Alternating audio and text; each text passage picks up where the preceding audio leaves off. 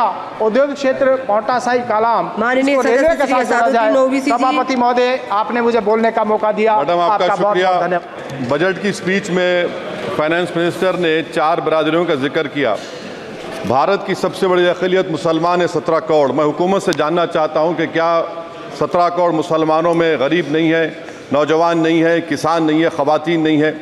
वतन अजीज़ में सबसे गरीब मुसलमान है, सबसे ज़्यादा नाखवानगी मुस्लिम ख़वातीन में। AIDS और PLFS का डेटा ये बताता है कि मुसलमानों में सबसे कम असासे हैं और कंजम्पशन लेवल दूसरे मजहबी ग्रुपों के बनिस्बत सबसे कम है।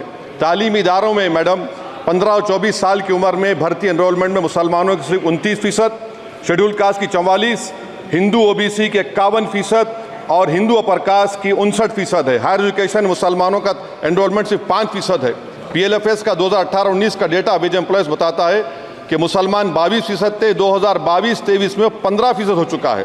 सेल्फ एम्प्लॉयमेंट में मुसलमान हिंदू सिख से ज़्यादा 58.4% है। रेगुलर वेज एम्प्लॉयमेंट में सबसे कम मुसलमान है 15% और कैजुअल लेबर में सबसे ज़्यादा मुसलमान 26% है। तो मुसलमानों का शेयर रेगुलर एम्प्लॉयमेंट में लॉस हो रहा है एम्प्लॉयमेंट का। मुसलमान नौजवानों का ना रोज़गार मिलता है, ना तालीम के मौक़े, ना हुकूमत उनको कोई तरबियत सहूलत दी जाती है। मैं मोदी हुकूमत को एक मुसलमानों का एक अछूत बना दिया है, ना कोई सियासी नुमाइंदगी है, ना मुल्क की तरक्की में इनका कोई हिस्सा दिया जा रहा है। मैडम माइनॉरिटी वेलफेयर मिनिस्ट्री में 2023-24 में 38% की बजट में कमी कर दी गई, 5,000 से 3,000 करोड़ कर दिया गया। इस साल के बजट में सिर्फ चंद 100 करोड़ का इजाफा किया गया, मगर 23-24 के बजट के लेवल पर पैसे मुख्तसर नहीं किए गए। ये मोदी हुकूमत की बदनीयती और झूठा कमिटमेंट अक़लियतों के ताल्लुक से। तालीम के उस अक़लियती स्कॉलरशिप मैडम अक़लियतों के गरीब तलबा और तालिबात को जियाती रकम में कमी कर दी गई। 2019 में मोदी ने कहा था कि 1 करोड़ स्कॉलरशिप दिए जाएंगे, अब सिर्फ 58 लाख दिए जा रहे हैं। 47% अक़लियती एप्लीकेंट्स को हर साल स्कॉलरशिप से महरूम कर दिया जा रहा है। 10 साल से मैं कह रहा हूँ कि डिमांड ड्रिवन करो। डिमांड ड्रिवन के लिए सिर्फ 3,000 करोड़ की ज़रूरत है, मगर ये हुकूमत सच्चाई को और ईमानदारी से काम नहीं कर रही है। 2007 और 8 से माइनॉरिटी स्कॉलरशिप का नंबर इजाफा नहीं हुआ है। Pre matric scholarship madam Kundu committee ने कहा कि मुसलमानों में drop out rate primary level पर होता है, तो हुकूमत ने 9th क्लास से प्री मैट्रिक स्कॉलरशिप पैसे दे रही है। NDMC की इक्विटी मैडम 800 करोड़ एक मजाक है।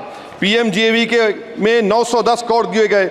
सारी दुनिया जानती है कि जहां मुसलमान बसता है गाँव में, शहर में, वो अंडर डेवलप एरिया है और आप मजाक करें ऊँट के मुंह में जीरा देकर। हज में 97 करोड़। हज कमेटी एक रुश्वत का मरकज बन चुका है। प्राइवेट टूर ऑपरेटर्स के एक लाइसेंस के लिए पैसे देना पड़ता है, बिल्डिंग सिलेक्शन के लिए पैसे देना पड़ता है, मीना मुजदलफा में कंपनी के सिलेक्शन के लिए पैसे देना पड़ता है। मैं हुकूमत से मुतालबा करता हूं कि ख़त्म किया जाए और CBI से इंक्वायरी करवाई जाए। मोदी हुकूमत को अक़लियतों बिल्कुल मुसलमानों से नफरत को ख़त्म करना पड़ेगा। मुसलमानों को उनका दस्तूरी हक मिलना चाहिए। आप कैसे विकसित भारत बनाएंगे अगर 17 करोड़ मुसलमान नफरत करेंगे? मैडम पूरी स्पीच में फाइनेंस मिनिस्टर के बच्चों का जिक्र नहीं है। आज हमारे देश में 66 लाख बच्चे रोज भूखे सोते हैं। 46 मिलियन बच्चे स्टंटेड हैं मेल न्यूट्रिशन की वजह से। 25 मिलियन बच्चे वेस्टेड हैं। मासूम बच्चों की यह बदकिस्मती और बदबख्ती है कि एक शख्स चाय बेचकर वजीर आजम बन गया। LTC long term capital gain tax madam was decreased from 20 to 12.5%. However, the indexation benefit has been removed and won't apply to any property purchased after 2001. This will be detrimental to the growth of real estate, limit household capital formation and impact employment generation in construction sector. This change in LTCG is a quasi-wealth tax on household, particularly the middle class. Internship programme madam 5 साल में आप 1 करोड़ लोगों को intern कराएंगे, यानी एक company को 4,000 लोगों को ट्रेन करना पड़ेगा। मुझे बताइए क्या ये बड़ी कंपनी का माने क्या है? It is unachievable. Will it be based on market cap, revenue, employ size? May be prime minister Modi is saying to Agniveer to do internship after 4 years of service in armed forces. Madam, 21 billion people have given up all hope and stopped looking for jobs. This brings down to 9% eligible population that is either employed or they are looking for jobs. Maybe finance minister can introduce a Berozgar tax and tax unemployed as well. No significant increase for social welfare, healthcare.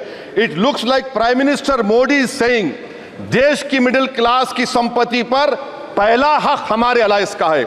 In real terms, when adjusted to inflation, the allocation of health ABPMJ has declined. Modi is saying he said heal in India during G20. The reality is India is hurting.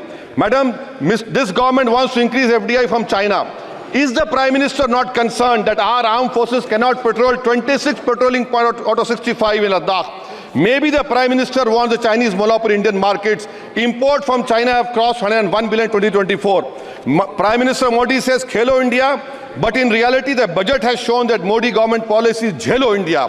गरीब, middle class, farming, city dwellers, men and women, सब मोदी को झेल रहे हैं. Madam, in the current financial year, in February 5th, 15,993 MSMEs have been closed. Total MSCs closed have 35,680. Andhra Pradesh bifurcation. This parliament passed a law. For last 10 years, Modi government has shown their intellectual dishonesty in not giving ITR, IIM, Bayaram Steel Factory, Railway ko Khazipet, recognition of Palmaru as National Irrigation Project. This shows intellectual dishonesty of this government. Madam, I end my speech by quoting a famous poet, and I'm amending certain verses. 133 crore इंसानों, जिंदगी से बेगानों, सिर्फ हुक्मरानों ने हक तुम्हारा छीना है. खाक ऐसे जीने पर यह भी कोई जीना है. बेशऊर भी तुमको बेशऊर कहते हैं. सोचता हो ये नादान कैसे हवा में रहते हैं. 133 करोड़ इंसानों, कब तक ये खामोशी? चलते फिरते जिंदानों, गरीब खवातीन, नौजवानों, किसानों से रोने की सदाएं आती हैं. जब शबाब पर आकर खेत लहलाता है, किसके नयन रोते हैं, कौन मुस्कुराता है?